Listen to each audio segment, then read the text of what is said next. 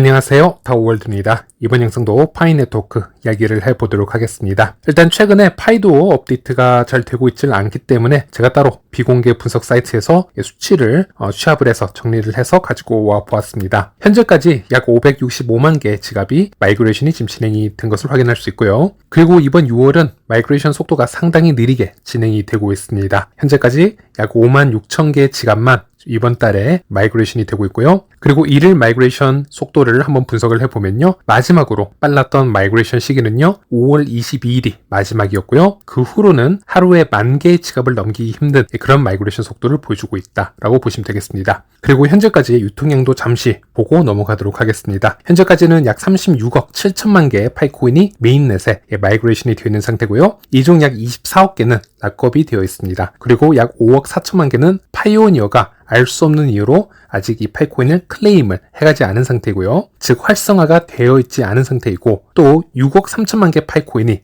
파이오니어에 활성화가 되어 있고 사용 가능한 상태이다. 이렇게 보시면 되겠습니다. 네, 그리고 어제 제가 X에 따로 올렸던 자료인데요. 바로 2022년 3월부터 현재까지 기본 채굴 속도에 의존해서 매월 얼마만큼의 파이코인을 보상받을 수 있을지에 대한 표인데요. 2022년만 하더라도 한 달에 꾸준히 30번의 채굴 세션에 참여하게 되면은 한 달에 약 17개의 파이코인을 기본적으로 모을 수 있었던 시절이 있었습니다. 하지만 2023년 3월로 와서는 한 달에 약 8.7개의 파이코인만 보상을 받을 수 있었고요. 그리고 2024년 3월에 와서는 한 달에 약 5.2개 파이코인을 보상받을 수 있습니다. 그리고 현재 6월에 와서는요. 한 달에 약 2.9파이만 보상을 받을 수 있게 되었는데요. 이렇게 차트화 시켜서 보면은 우리가 받을 수 있는 파이코인 양이 앞으로도 상당히 빠르게 줄어들 것이다. 이렇게 예측을 해볼 수가 있겠고요. 그래서 현재 들어오는 신규 유저분들은 이제 파이 채굴을 시작을 한다고 해서 그냥 일반 채굴만으로는 어떻게 보면 만족스러운 이 파이코인 수량을 채우기가 매우 힘든 시기가 되었다라고 말씀드릴 수 있겠고, 물론 그럼에도 불구하고 이 채굴에 참여를 하는 게 가장 중요한 부분 중 하나이긴 하지만 그나마 좀 빠르고 현실적으로 파이코인을 모을 수 있는 방법은 P2P 거래나 그 다음이 PC 노드 운영 정도 되지 않을까, 이렇게 말씀을 드릴 수 있겠습니다. 네, 그리고 오늘 이 시간에는 FIT21, FIT21 법안에 대해서 잠시 얘기를 해보려고 합니다. 이 FIT21 법안은 하원금융서비스위원회 위원장인 패트릭 맥켄리 의원 등이 공동 발의한 21세기를 위한 금융혁신 및 기술 법안이라는 뜻이고요. 이 암호화폐 규제권을 미국 상품선물거래위원회, 즉 CFTC에 부여하는 것이 핵심이라고 보시면 되겠습니다. 조금 복잡하게 들릴 수가 있는데 이 FIT21의 새로운 법안을 얘기하기 앞서서 그전 이 크립토 시장이 어떻게 돌아가고 있었는지 먼저 살펴볼 필요가 있겠습니다. 네, 이 미국의 크립토 시장은 미국 증권거래위원회 SEC와 미국 상품선물거래위원회인 이 CFTC가 서로 관할권 힘 겨루기를 해왔었습니다. 암호화폐 프로젝트가 만약 증권으로 판명이 나면 그 프로젝트는 SEC 관할로 들어가서 관리 감독을 받게 되고요. 만약 상품으로 판명이 나면 이제 CFTC 관할권으로 들어오게 되는 것입니다. 그리고 이 SEC와 CFTC의 전체적인 규모를 살펴보자면 SEC가 CFTC보다는 훨씬 더 큰 규모로 운영이 되어 왔었지만 일단 이 CFTC가 상대적으로 암호화폐를 감시하고 규제하는 강도가 상당히 약하거나 이 암호화폐 우호적인 경향이 있었기 때문에 이 암호화폐 프로젝트들은 당연히 본인들이 상품으로 정의가 되기를 원하고 CFTC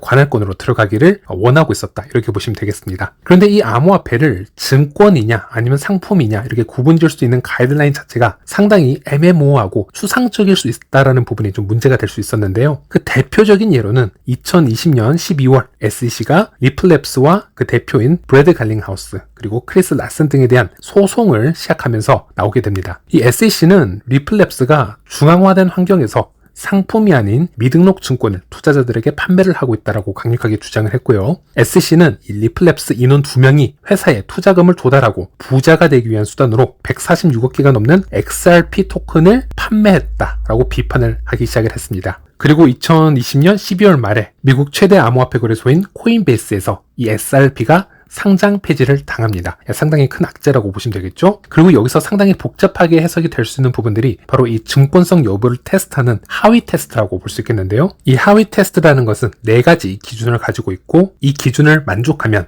해당 기업이나 프로젝트는 증권으로 간주가 될 수 있다는 것입니다. 돈을 투자한 것인지를 봐야 되고 투자로부터 수익을 얻으리라는 기대가 있는지를 봐야 되고요. 또 투자한 돈은 공동 기업에 있는지를 확인해 봐야 되고 또 이 수익은 발기인이나 제3자의 노력으로부터 나오는지를 확인을 해보는 방법이 있습니다. 이 4가지 조건을 암호화폐 프로젝트에 맞추어서 하나씩 따져본다라는 것인데 이 조건에서 상당히 많은 이슈가 나오기도 했습니다. 일단 이 하위 테스트라는 것이 1933년 미국 플로리다에서 대규모 오렌지 농장을 운영하던 하위 컴퍼니라는 회사가 진행한 농장 분양 사건에 대해서 미국 정부가 투자 여부를 판단하기 위해 만든 테스트 기준에서 유리가 되었기 때문에 그래서 이름도 하위 테스트인데요. 현재는 시간이 많이 지났죠. 지금 21세기 디지털 자산 탈중앙 암호화폐 프로젝트 증권성을 따지는 데 있어서 이런 하위 테스트의 기준을 사용을 한다는 게 너무 낡은 방식이 아니냐, 좀 더 암호화폐에 맞는 새로운 기준이 마련이 되어야 되는 게 아니냐, 이런 비판이 많이 있었습니다. 어쨌든 SEC 입장은 워낙 이 반암호화폐 세력들이기 때문에 이 하위 테스트만으로도 충분히 암호화폐 증권성을 판단할 수 있다라는 게 현재까지 그들의 스탠스였고요.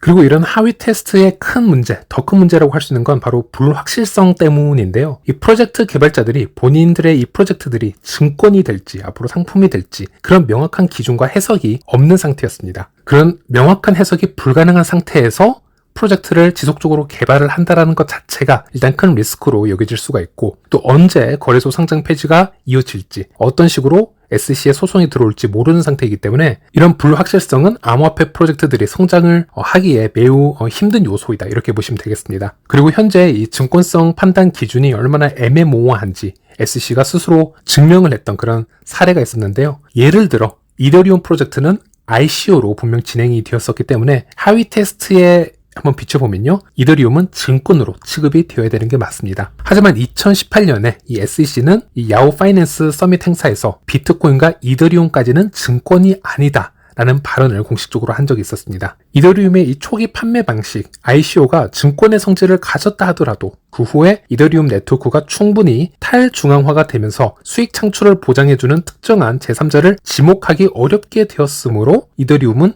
증권이 아니다 라는 의견을 내놓게 되었는데요. 이것만 보더라도 너무나 주관적이고 너무나 불명확하고, 즉 SEC 마음대로 그때그때 다르게 판단이 가능하다라는 얘기가 될 수 있겠습니다. 어쨌든 이더리움이 POW에서 이 POS, 즉 작업 증명에서 지분 증명으로 합의 알고리즘을 변경함으로써 SEC가 다시 지금 태클을 걸고 있는 것을 볼 수 있는데요. 즉 SEC는 최근에 이더리움을 증권으로 판단할 수 있다라는 그런 기조를 보여주기도 했습니다. 네, 상당히 지금 복잡해지고 있는데, 즉 포인트는 뭐냐면 암호화폐 프로젝트의 정말 큰 악재라는 것은 이 암호화폐 프로젝트가 증권으로 취급이 되어서 SEC의 관리 감독을 깔끔하게 받는 게 큰 악재가 아니라 그 어떤 명확한 규제 라인도 없이 3년, 4년, 5년을 불확실성에서 애매하게 눈치를 보면서 소심하게 개발을 해 나가야 된다는 것, 그 자체가 악재라고 판단을 할 수 있습니다. 어쩌면 SEC가 그런 점을 노리고 있는 것일지도 모르죠. 그래서 리플 같은 경우는 2020년에 시작된 이 소송전이 현재까지 쭉 이어오다가 2023년 7월에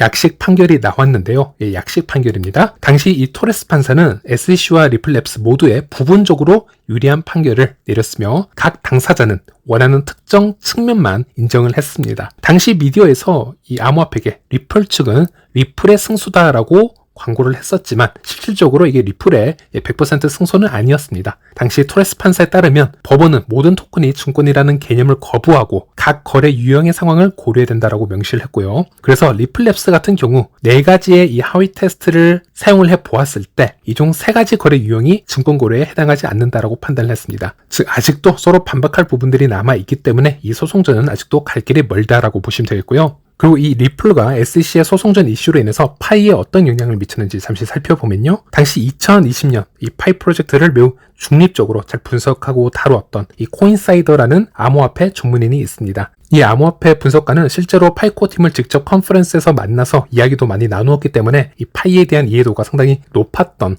사람 중 한 명이다, 이렇게 보시면 되겠는데, 파이를 분석한 이 영상을 보면요, 2020년 당시 파이의 가장 큰 리스크 중 하나는 바로 이 리플과 SEC의 소송전을 예로 들었습니다. With the Securities and Exchange Commission or the SEC, if they do have value someday, this is a legit question to ask, right? Because we recently saw them sue Ripple, and that has harmed the price of XRP a lot. No one knows what will happen there. Now, 우리가 이 리플과 SEC의 소송은 암호화폐 대부분의 프로젝트에 똑같은 리스크라고 표현을 하기도 하지만 파이 프로젝트는 좀 더 이 리플과 SEC 소송전에 좀 더 민감할 수밖에는 없겠습니다. 파이는 리플처럼 미국에 헤드 오피스를 두고 있고 미국 법을 준수해야 되는 미국 암호화폐 프로젝트이고요. 또 리플처럼 최대 발행량을 1000억 개로 두고 이것을 분배하는 시스템이기 때문에 물론 깊이 들어가 보면 이 파이와 리플은 완벽히 다른 프로젝트이지만 표면적으로 기본 뼈대만 보면 매우 흡사해 보이는 그런 프로젝트로 여겨질 수도 있습니다. 그런 부분에서 이 암호화폐 전문가는 이 파이 또한 이 SEC와 이 리플의 소송전이 큰 영향을 받을 것이다 이렇게 얘기를 하고 있었던 것이고, 그리고 얼마 전에 텔레그램에서 캔리님의 채널에 한번 들어가 보시면요, 캔리님이 매우 중요한 정보들을 공유를 해주셨습니다. 우리가 생각하는 것 이상으로 코어팀에서 얼마나 이 크립토 시장의 규제에 대해서 민감하게 반응을 하고 있는지, 준비를 하고 있는지 그 인사이트가 다 공유가 되어 있는데, 이것은 여러분들도 이 텔레그램에 방문을 하셔서 시간을 내셔서 한번 읽어보시길 바라겠습니다. 이 캔리님의 글만 보더라도 또 하나의 영상이 나와야 되는 그런 분량이기 때문에 이번 영상에서는 이 하위 테스트와 파이까지의 이야기는 제가 다루지는 못할 것 같고요. 그리고 동시적으로 파이 코어 팀에서도 이 파이의 비전을 위해서 꼭 필요한 부분을 설명을 할 때에는 이 시장의 규제의 명확성이 정말 필요하다, 이런 부분을 수없이 언급을 했습니다. 그리고 파이의 오픈 메인넷 전환을 위한 이 조건 3가지 중 마지막 조건을 보시면요, 파이가 예측을 하기 힘든 불리한 법적 규제가 없을 시 오픈 메인넷으로 전환을 하겠다, 이런 부분이 공지로 된 적이 있었습니다. 그만큼 이 파이 개발팀에서도 SEC의 움직임이나 미국의 이 크립토 시장의 규제에 대해서 상당히 민감하게 반응한다는 것을 알 수 있었고요. 자, 그래서 이 시점에 이 FIT21의 새로운 법안이 나오게 되었고, 여기에 대해서 한번 얘기를 해볼 텐데요. 이 21세기 금융혁신 및 기술 법안이라는 것은 이 규제권에 대해서는 SEC가 아닌 상품선물거래위원회, 즉 CFTC에게 부여하는 게 핵심이라고 말씀드렸습니다. 이 법안은 이미 하원 통과가 되었는데요, 하원의회에서 투표에 279표로 통과가 되었습니다. 상당히 흥미로운 것은 기존 반암호화폐 스탠스를 취해왔었던 민주당에서도 70표나 찬성표를 만듦으로써 초당적 암호화폐 법안 통과였다,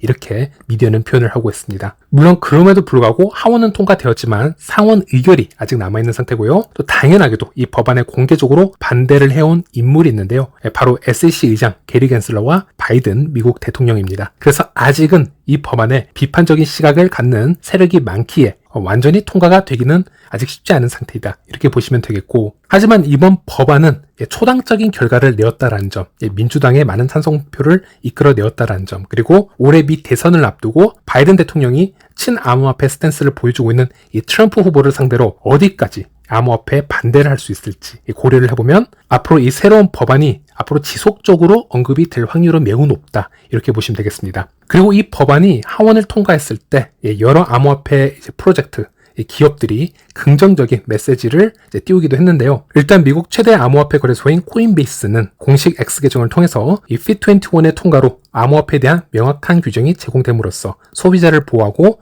혁신과 일자리를 창출할 것이다, 역사적인 승리이다, 이렇게 얘기를 하고 있는 것을 볼 수 있습니다. 참고로 코인베이스도 SEC와 증권법 소송이 한창 진행 중이라고 보시면 되겠습니다. 그리고 스텔라의 공식 홈페이지를 보더라도 이 스텔라의 경우 하원 본회의 표결을 앞두고 이 새로운 법안을 지지하는 서한에 서명을 하고요, 적극적인 응원을 하는 것을 볼 수 있었는데요. 참고로 이 스텔라는 CFTC에서 이 블랙락, 골드만삭스, JP 모건 등과 함께 이 글로벌 자문위원회 멤버로 지금 있고요. 특히 블록체인 관련 업계에서는 유일하게 이 CFTC의 자문위원회 멤버이다, 이렇게 보시면 되겠습니다. 당연히 이 CFTC가 관리 감독할 이 FIT21 새로운 법안에 찬성할 수밖에 없겠죠. 자, 그러면 이 FIT21의 법안이 어떻게 이루어졌을까? 어떤 부분이 있길래 수많은 크립토 프로젝트들이 이를 반기고 있을까? 한번 살펴볼 필요가 있겠습니다. 일단 상당한 길이가 있기 때문에 이번 영상에서는 한 가지만 주요 쟁점으로 언급을 해보도록 하겠습니다. 이 FIT21은 탈중앙화 시스템을 언급을 하고 있습니다. 탈중앙화 분석에서 가장 중요한 요소는 블록체인 시스템이 얼마나 통제되는지에 대한 정도이고요. 그래서 이 새로운 법안은 블록체인 시스템이 다음 조건을 충족할 경우 탈중앙화된 것으로 간주를 한다, 즉 증권이 아니다, 이런 얘기를 하는 것이죠. 물론 다른 조건들도 지금 많이 있고요, 다른 조건들도 만족을 해야 되지만 이 영상에서는 일단 하나만 제가 언급을 하도록 하겠습니다. 한 문장을 읽어드리자면, 지난 12개월 동안 어느 디지털 자산 발행자나 제휴자가 블록체인에서 배포된 디지털 자산 총량의 20% 이상을 실질적으로 소유하지 않아야 됩니다, 이렇게 명시를 하고 있습니다. 즉 코어팀이나 재단이 전체 물량의 20% 이상을 보유를 하고 있으면 그 프로젝트는 중앙화가 된 것이고요, 그것이 아니라면 탈중앙화가 된 것으로 간주가 가능하다. 꽤 명확한 기준이 제시가 된 것을 확인할 수 있습니다. 이런 제시가 지금 여기 들어있었기 때문에 현 크립토 시장에서 20% 미만으로 토큰이 분배가 된 그런 프로젝트들은 당연히 긍정적으로 반응을 할 수밖에 없다, 이렇게 보시면 되겠고요. 그 예로 카르다노, 에이다가 되겠는데요. 약간의 좀 설레발처럼 보일 수 있겠습니다만 아직 이 FIT21이 지금 하원만 통과한 상태이기 때문이죠. 이 카르다노 공동 설립자는 이 탈중앙화 및 커뮤니티 거버넌스에 부합하는 이 Fit21 법안을 칭찬한다. 이렇게 얘기를 하고 있습니다. 카르다노는 이미 이런 탈중앙화 기준을 충족하고 있고 좋은 위치에 있는 것으로 보인다. 메사리의 데이터에 따르면 현재 자금의 19%가 내부자 및 생태계 펀드에 할당이 되고 있고 81%는 이 커뮤니티, 대중의 참여로 남겨진다라고 언급을 하면서 이번 명확한 규제 프레임워크가 나오고 있고 카르다노가 이 탈중앙성을 부합하고 있다. 그 부분을 지금 언급을 하는 것을 확인할 수 있습니다. 하지만 반대로 이 토큰의 분배가 좀 중앙화되어 있는 프로젝트들도 많을 겁니다. 많게는 50%까지 재단 물량으로 보유가 되어 있는 경우가 많을 텐데요. 그렇다면은 만약 이 Fit21 법안이 미래에 통과가 되고 어떤 실질적인 효력이 발생이 되는 시기가 온다면 수많은 재단들은 이 물량들을 미리 판매를 하거나 소각을 해야 될지도 모르는 상황이 올지도 모르겠습니다. 파이 같은 경우는 일단 백서를 보시는 것처럼 최대 발행량의 20%를 코어팀으로 배분을 한다. 그리고 80%를 커뮤니티에 배분을 한다. 이렇게 명시를 하고 있습니다. Fit21이 기준하는 20%에 거의 맥스로 도달한 것으로 보이는데 파이 같은 경우는 여기서 조금의 조정을 하게 된다면 어렵지 않게 이 토큰 배분의 탈중앙성 조건은 도달할 수 있는 게 아닌가 이렇게 한번 예상을 해볼 수가 있겠고요. 그리고 또 한 가지 흥미로운 점을 하나 공유를 해드리자면 이 Fit21 법안은 전체적으로 유럽, EU의 미카 법안과 흡사한 부분이 많다라고 평가를 하고 있습니다. 유럽연합의 EU가 세계 최초로 가상자산 기본법인 이 미카 법안에 합의를 했기 때문에 다른 국가, 다른 대륙의 국가들은 이 규제를 마련하는 데 있어서 이 미카 영향을 크게 받고 있습니다. 그리고 이 미카 법안을 보았을 때 이 스텔라와 파트너십을 맺고 있는 이 BP 벤처스는 이렇게 표현을 했는데요. 유럽의 암호화폐 규제 법안인 미카와 이 스텔라는 천생연분이다 라는 표현을 쓰기까지도 했습니다. 구글 번역기를 돌려서 이 천국에서 만든 경기라고 잘못 해석이 나오지만 이 match made heaven이라는 뜻은 영어로 천생연분, 천상의 조합이라는 뜻으로 풀이가 가능하겠고요. 간단하게 요약을 해보면 이 스텔라가 가지고 있는 특성 중 이 KYC 기능이나 규제된 자산을 위한 프로토콜을 제공하는 이 스텔라만의 특성은 유럽연합의 미카의 규제와 부합하는 부분이다. 이렇게 설명을 하고 있습니다. 그래서 유럽에서 합의한 이 미카 법안과 스텔라가 특성이 잘 맞아 들어간다는 것은 미카를 많이 참고하고 규제 법안을 만든 이 미국의 Fit21에도 이 스텔라에게 상당히 우호적인 법안이 될 수 있다라고도 풀이를 해볼 수 있겠습니다. 그리고 아무래도 이 파이 프로젝트는 스텔라의 기술을 이용을 해서 독자적인 블록체인 생태계를 만들어 가고 있는 것만큼 또 스텔라의 장점을 다 가지고 있습니다. 이 얘기는 스텔라처럼 파이 또한 앞으로 이런 유럽 연합의 이 미카나 미국의 Fit21의 법안에 상당히 유리한 프로젝트 중 하나로 성장할 수 있을 거다. 이렇게도 조심스럽게 추측을 해볼 수가 있겠고요. 물론 이 부분은 좀 더 지켜봐야겠습니다. 아직도 이 Fit21 법안에 대해서 아직 많은 반대 세력이 있고 SEC가 아직까지 강력한 반암호화폐 군단으로 남아있는 상태이기 때문에 앞으로 어떻게 더 진행이 될지 좀 더 지켜본 후에 차후에 다시 업데이트 해드리도록 하겠습니다. 네, 이번 영상은 여기까지입니다. 시청해주셔서 감사합니다.